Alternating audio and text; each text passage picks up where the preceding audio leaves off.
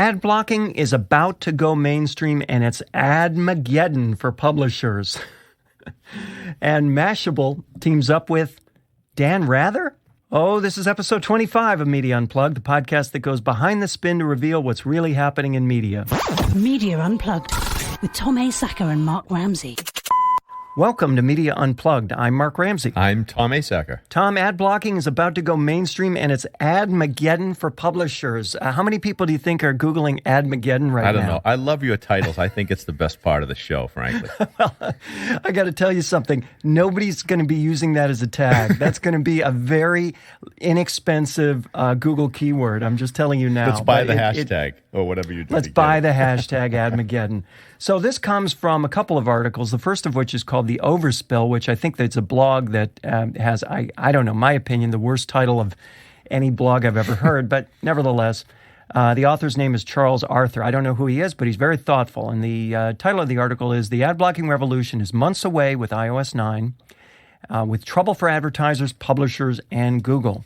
And the essence of this is that apparently in the early version, the beta version of iOS 9, Apple has enabled, and I'm not going to get technical on this because I'm not capable of it, but they've facilitated the capability for people who know what they're doing to create content blocking extensions to essentially block ads. So while this technology is possible today, especially on desktop and laptop, it's apparently more complicated in mobile environments, and Apple is out to fix that problem. Apple, unlike their friends at Google, you see, Tom, doesn't have a big stake in the digital advertising economy. So certainly it's in their interest to say, should I put user experience before advertiser experience? Why, yes, let's, right?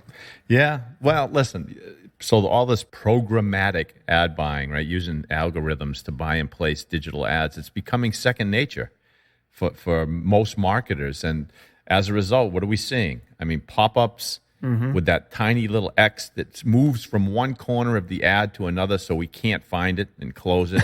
I mean, I'm having like all kinds of problems finding this little X. Autoplay videos, cookies that track every move we make. It's like a web advertising race to the bottom. Because well, why? To say nothing, yeah, because Tom, to say nothing of the remnant ads that pop up on well-known pages where you're looking at the woman with the ancient face and right. the overfat celebrity and just the same collection of salacious and bizarre and absurd and almost freakish ads that substitute for a business model. Yeah, and it makes you wonder, like, is there anyone in control? I mean, why am I seeing this? You know what? There is no one in control. That's exactly the point of the article. There's no one in control. And even in some cases, the publishers are not in control because every ad platform has its own sets of rules, and these just overlay on each other, and it becomes this unwieldy mess that puts at the very bottom of the priority list the experience of the consumer. Yeah. With print magazines, at least there was someone looking at it saying, okay, the user experience is important. Let's try to make sure it's a decent one. Or, beautiful stretches of scenic highway where they won't allow you to blast billboards in your face while you're driving. But on the desktop right now, it's a mess. And now Apple's saying, well, maybe we can do something about that mess and stop it from happening on the iPhone. And I mean, listen, let me be skeptical. I'll be my, Bostonian devil's advocate for a moment. And, you can look at this, and I've heard it said that, well, maybe this is part of Apple's war against Google, right? Apple wants to monopolize mobile advertising on their iPhone with iAds. But I was trained in economics, and I can tell you something. That is not the case because Apple doesn't think that way strategically. They've become the world's most valuable company by selling premium-priced products, period. Now, that's tweetable, huh? Premium-priced products. That's what the social media people say. That's tweetable. The 3 Ps. Listen, here's a stat for you. I found out that Apple earns, this is gonna blow your mind. Apple earns 92% of all smartphone profits, despite iPhones making up only 20% of smartphones sold worldwide. Wow.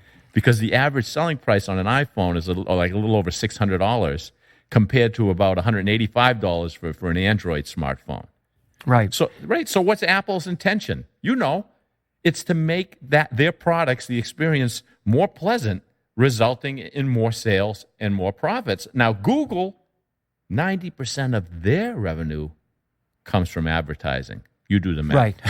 Right. Which is why the Android ecosystem for ad blocking isn't nearly going to be as generous to the consumer as the iOS system, which is why I think this author at least theorizes that this could be a ploy, among other things, to do exactly what you're saying, which is draw more consumers to the Apple platform because it's a better consumer experience. And in fact, why wouldn't that be the case if, in fact, ads are so advertising as they seem to be? I was shocked when I looked at the stats shown in this article because do you use any ad blocking software, by the way? I do. I turn the thing on and off on my desktop because sometimes it just slows stuff down, That's interesting because I really never have. I've never really even thought about it. And yet in the U.S., according to this survey, 40% of consumers, respondents to the survey, use ad blocking software on their desktop or laptop, another 11%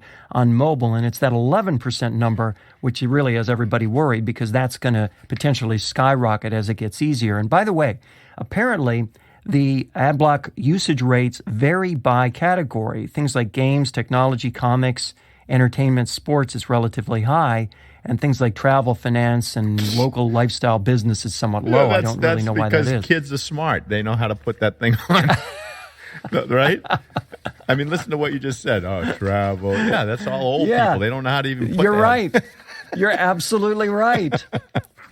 That's absolutely true. Yeah, right now, another piece from Business Insider says digital publishers see between 5% to as many as 40% of their readers using ad block software, according to a number of publishers that spoke with BI Intelligence.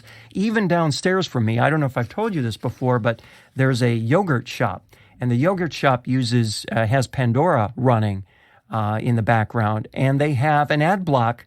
They have ad block software for audio. Oh, I didn't know that. So the Pandora ads are being blocked. So not only is she, illegally using Pandora in her store, she's illegally, she's unethically, I don't know, is it, to block the ads, or are you doing what's in your interest? You're doing something illegal to begin with. That makes total sense. One other point in here, I mean, the author of this article made the point that, there are those who say, look, if we block the ads, how are we going to have journalism, right? Ad blocking is the new speeding, he says. Those who can do it justify why to themselves, while those who think it's wrong are stern in their disapproval. He said, I was once the object of finger-wagging and the accusation of the destruction of journalism. And then he printed a tweet from somebody who wrote him and said, perhaps be done with quality media and journalism while you're at it. Haven't you no responsibility to them? And his response was, I think it's dangerous to think readers must or will tolerate anything advertisers demand. Well, listen. The interesting part of all this is everybody believes that everything's moving to mobile, right? They've been saying it over and over and over. Now, ad blocking, that's one thing they have to think about. But the other thing is, look, Mark, I think 85% of smartphone users interact with their smartphones via apps. Or, you know what I mean? That's what's going on. There aren't that many people using the browser. So the question for all these people, all these publishers is, what apps are we going to get on? Is it going to be Facebook, Snapchat? I mean, how are they going to get seen if all people look at our apps anyway? That's true. That's a good point. I don't know to what degree these ad blockers interface with the app ecosystem. That's what I don't know either. That hasn't really been stated, although that's a really good question. One final point from this, again, the concern is that since advertising drives so much of what's online, including journalism and worthwhile sites, as he puts it, good journalism and worthwhile sites will survive, or good journalists will. I don't know, Tom. I think good journalism will survive in the form of good journalists, but worthwhile sites, only if they have a decent business model. Yeah, no, listen, you're right. And then you've seen it all over the internet where different publishers will say, whitelist our sites. I'm not even sure if people know what that means, to whitelist their sites, but it means to go into that ad blocking software and to say, show me ads on this site. Why would anybody want to do that? I know, but I think that's their way of saying, I want to support this particular publisher, so I will look at the ads. Well, it's kind of strange. It is kind of strange because it all hinges on the recognition, the realization, and the unspoken truth that these ads are irritating and people hate them. So if you're a publisher, maybe what you have to do in the future is you have to incentivize people to whitelist their platforms, right? Instead of us giving our attention away, we'll begin bartering it. That's right. I have an idea. Publishers can subscribe to their fans rather than the other way around. How's that? Hey, it might work. You're listening to Media Unplugged with Tom Asacker and Mark Ramsey. Mashable teams up with Dan Rather. I almost can't make my voice go high enough. With Dan Rather? I know. Tom, this is from Brand Channel. You sent this over to me. Rather has linked a deal with Mashable, of all things, and opened an independent production company called News and Guts, with seed money from entrepreneur and Dallas Mavericks owner Mark Cuban. I love the term News and Guts. It could be, it's almost like a zombie sequel, isn't it? It's really strange. I mean, it's not quite as bold and daring as Bob Dylan going electric in 1965. But no, if you think about it, I mean, here's this guy, 83-year young Dan Rather, going digital. Now, if that doesn't inspire people who are still sitting back wondering whether or not the internet is the real thing or not, and whether their best years are behind them, I don't know what's going to inspire them. Just get moving. I mean, he's doing it. What's your excuse? Yeah, I think that's the biggest takeaway from this, which is, look, Dan Rather, by the way, there are a lot of people who could be in this category, people who vanished, people who are on the outskirts of relevance. I mean, I don't even remember where Katie Couric is anymore. I know she was with Yahoo for a while, and I haven't seen her since she disappeared from television. Yeah, I don't know. And Dan's done, some stuff on the far-off reaches of the cable dial here and there. But this is really interesting, and to come from someone kind of his stature, his legacy, his age, really does tell people that it's never too late. That's it. I mean, look, I know, everyone knows who's tried it. Change is difficult. But the celebrities, like you and Dan, I mean, people who have their identities wrapped up in their work and in history, it's really difficult. I mean, Dan Rather said it in a recent interview, though. He said, I'd much rather wear out than rust out, or Neil Young put it better when he said it's better to burn out than to fade away. And I agree. I mean, burn bright while you're here. You've got this tool. Everybody's using it. What's stopping you? I think it helps, by the way, to have a nice relationship with Mark Cuban. Yeah, I don't know how he pulled that one off. Oh, yeah, when you've got a billionaire that can reach in his pocket and just make something happen for kicks to see how it turns out, that's always nice, too. Yeah, suddenly Mashable says, come on in, Dan. Why not? Look, he's serving his idea through whatever means he can muster, right? But look around. I mean, I saw something a few weeks back, and this blew my mind because I'm a Boston guy, right? So, Steven Tyler, Aerosmith. Sure. This is the best-selling American rock band of all time. These are the bad boys from Boston. Dream On, Janie's Got a Gun, Train Kept a Rolling. And then I looked and it says, Tyler did a country ballad called Love Is Your Name. And I went, what? Really? And I listened to it, and it's awesome. I mean, his vocals were wonderful. So I mean, to be able to change it up. Because look, do we need more news? No. Do we need more reporting? No. Right. Do we need another business book? No. Another country song? No. We don't need much more of anything. But we need people who are passionate about their ideas, that people with a unique view and a unique voice that can just turn us on. Do it. We need it. That's such an important point. Dan says in this, he's quoted in this article as saying, I'm finding it tough to convince anybody who's at the lever of the delivery systems of my belief that the market for this kind of news exists, he told ABC News. Time and again, the subject has changed. Eyes are unspoken. The feeling is, Dan, you can't live in the past. And I think, to your point, what people are buying, what Mashable is buying, what Mark Cuban is buying is not Dan's brand of news. They're buying brand Dan, Brand Dan has a life outside of his historical means of distribution. Exactly right. Whether or not the market is as big or is as small as these people in deals with him think, he's going to make it bigger because of who he is, and that's what they're buying. That's what they're buying, and you know what? Brand Dan has an idea, and we all need to figure out how to serve our idea by connecting it with this very busy and noisy world. So he's trying. I say kudos to Dan. Kudos to Dan Rather. Tom, it's time for Rants and Raves. What do you have for us this week? Oh, it's always Tom. Well, it depends. What I try and do is assess how good mine are, and then decide if I think yours is going to be better or not, and I put yours first. Well, I've been watching you, and you typically take the liberty of offering a rant and a rave every week. So so I'm going to give it a go. I'm going to give you a rave, but I'm going to go rave and a rant. All right, first my rave, and it's for Donald Trump, because this guy has been marketing himself by playing the media like a fiddle for the past several weeks. He has brought the art of hijacking to news to new heights. And I'll tell you, here's the funny thing. Because of his crazy cult of personality, he's leading all Republican candidates in the polls. His no matter what he does. Is growing. So much so that the other candidates are afraid to bash him for fear of alienating his growing number of whatever you call the people that they're really not supporters. I think they're just people that he's speaking directly to their pain and frustration right now. So anyway, I think the guy's hilarious. Sure, he's full of himself, but he's entertaining as hell. And he's kind of like Trump is to politics, to me, what Jon Stewart was to the news. Although, ironically, Stewart was more factual and made much more sense. So anyway, I say kudos to you, the Donald. Keep playing everyone for as long as you can. It's a hoot. And do me a favor and mention Media Unplugged loves you the next time you get up on a stage and you've got something to say. Because Mark and I want to. We are not losers. We are not losers. We love you. One thought about that before you go to your rant.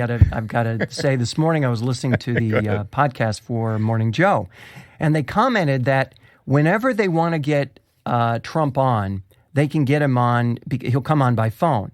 And he's one of the few people that if he says, I'll do a phoner, the media outlet will always, always, always say yes. And they said, you know what? We can get him anytime we want, and he'll come on. We would love to have Hillary Clinton call in. We would love to have Jeb Bush call in, but they won't call in. And if they come to the studio to be part of this, they've got to deal with producers. They've got to deal with prep. They've got to deal with all kinds of rules and regulations. It's so completely controlled. And one of the reasons why Trump is getting the attention he's getting on all these media outlets is because he makes himself freely available without the use of a net. That's Donald. My rant, however, it has to go out to Columbia House. Remember Columbia House? Sure, I loved him. Right? Now, this is the former king of music distribution. They had revenues of $1.4 billion in 1996. Wow. And earlier this week, they filed for Chapter 11 bankruptcy protection. So here's Columbia House, the subscription music service delivered to your door, who couldn't figure out how to deliver it to your ear instead. Right? Or who didn't want to. Mm-hmm. Either way, it just kind of reminds me of, that old Cool Hand Luke, that guy in Cool Hand Luke. He says, what we've got here is failure to innovate. Some brands you just can't reach. I'm not sure that's exactly the quote, but I catch your meaning. Well, it rhymes with innovate anyway. So that's awesome. I've got a couple for you again. Yes, indeed, a rant and a rave. And I'm going to give you the rant first. All right. Tom, have you heard of this product called Amazon Dash? I think I did hear that. You stick it on things and... That is correct. Okay. Amazon Dash is a little button, key-sized button branded with a brand on it because each button is dedicated towards a particular product for some reason. And you literally stick it on or near the product that's about to run out, and you press the button, and that automatically reorders the product for you. So now, so I'm looking at, first of all, the video is hilarious for this because it shows people with all manner of somewhat upscale-ish products, I might add. A cabinet full of smart water, for example. And it shows a woman who goes to use her Keurig, and she pulls out that tray underneath the Keurig, only to discover, to her shock and dismay, that there are no more coffee pods. And the look on her face is one of utter despair and misery. She's going to need to be on some meds because of this moment, I can tell you. If only she had a button. She pushes the button, right? If only she had a button she could push. So these buttons, I'm looking at the list of the ones. By the way, you have to buy a button for $5 if you're a Prime member. And the buttons range from Tide and Bounty to Glad bags. And here's one of my favorite ones, Kraft macaroni and cheese. Now, if there's ever a product where buying an extra box or two next time you're at the store will be guaranteed never to go bad, not even if, you're trying to outlive the cockroaches and the zombie infestation, right? Oh, man. And listen, yet they Mark, don't. What you're missing here again, this is innovation. They're trying new things because there's a killer application for this. I'm not sure what it is. Let's hear what it is. Maybe you're out camping and you have a button for beer, a 6-pack of beer, and you ran out with all your buddies. Yes. And you push the button, and this drone comes overhead and just lands next to your campfire, and releases a 6-pack of beer, and takes off back to Amazon headquarters. Well, I guess you're right.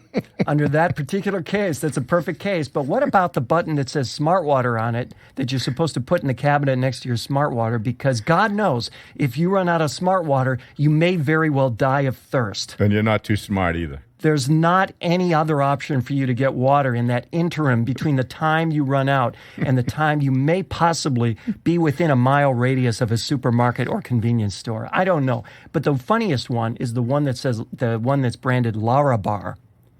Because I've never considered the possibility that if I run out of Larabars,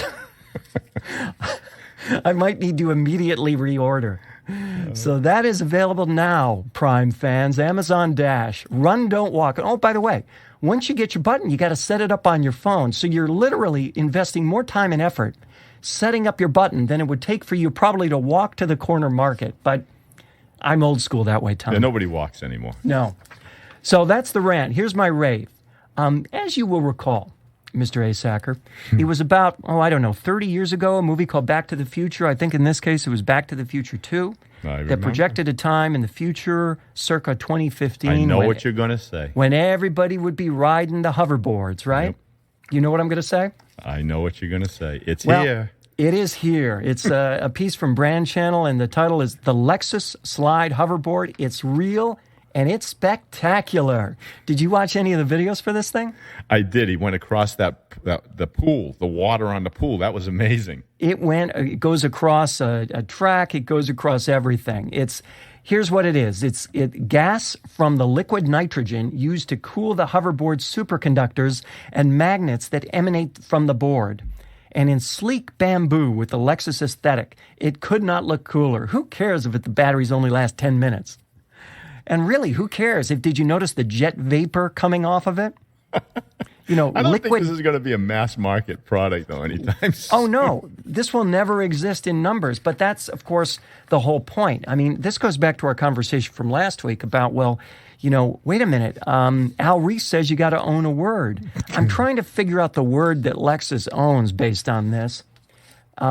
Because there isn't one. And in fact, this is, on Lexus's part, an attempt to be relevant for, today and tomorrow's buyers of luxury vehicles. As the article says, therein lies the reason Lexus gave the world an overboard bragging rights. The automaker has said reproducing the project on demand is an impossibility. What Lexus wants is the product to reflect on the brand character to make Lexus more youthful, more hip, more cutting edge. And how can it not do that when you take one look at this video? It's just amazing. So the message sent by the hoverboard project is evident in all Lexus branding. The automaker is targeting younger, more urban drivers and is not afraid to offend its older, loyal brand fans in the process. Although, frankly, I don't see how this offends anybody. You can be 100 years old and still think this is cool as far as I'm concerned. I agree. And the theme for Lexus is amazing in motion, which totally fits with this concept. So, bravo to Lexus for creating this proof of concept. But I've got to add one comment at the end that gave me pause, one comment in the discussion at the end. And here's what it is. A fellow named Rick at Brandzing. Here's his comment. Interesting how an automaker could spend so much research, time, money, and technology to develop something that has never been done before, but at the same time have no idea how to get a minimum of 50 miles per gallon out of a combustion engine that has been in mass production for over a century. Well, listen, you can't please everyone, can you? That's Media Unplugged for this week. Please remember to subscribe to us at iTunes or on Stitcher. And while you're there, please rate the show. It helps other folks discover us. You can also catch us at SoundCloud, Podcast One, Radio Inc., Media Village, Net News Check, and hopefully Mr. Trump's Twitter feed. There we go. You can follow Tom on Twitter at Tom Asacker and Mark at Mark Ramsey Media. Send us your questions and comments using hashtag Media Unplugged. If there's a media topic you want us to cover, tweet us. You can read the show notes and share the show at our website, MediaUnplugged.net. There you'll also see some links to some of these cool videos, especially the Lexus Slide hoverboard. Special thanks to the producer of Media Unplugged, Jeff Schmidt. Exciting audio for media. You can find him at jeff-schmidt.com. For Tom Asacker, I'm Mark Ramsey. Thank you for listening.